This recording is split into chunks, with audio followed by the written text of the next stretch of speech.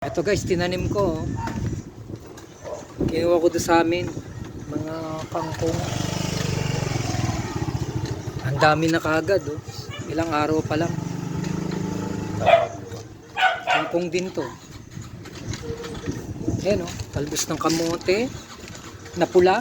Pula to eh. Kinuha ko talaga yan. Tapos syempre may alokbate. Dito napalago natin yung alokbate. Marami ako tinanim na alokbate rito eh. O meron din dito. Oh. Hindi lang nag-ano. Pero marami akong inano dyan na alokbate. Oh. Ayun guys.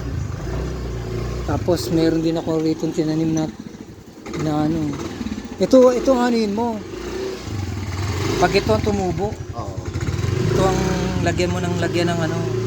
Tubig. Oh, kahit dito. Ganun mo ng ganunan yan. Kasi pag gaganon yan dyan eh. Pagka oras na gumanon yan, pupunta na yan doon. Dapat yun dito yan eh. Magagaya na yan sa amin. Ang galing itong dami. Meron tayo tinanim dyan, wala. Wala nga may umugot.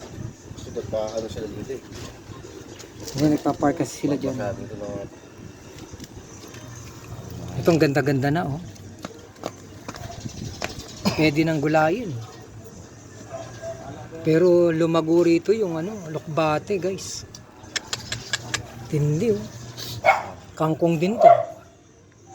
Ang daming kangkong oh.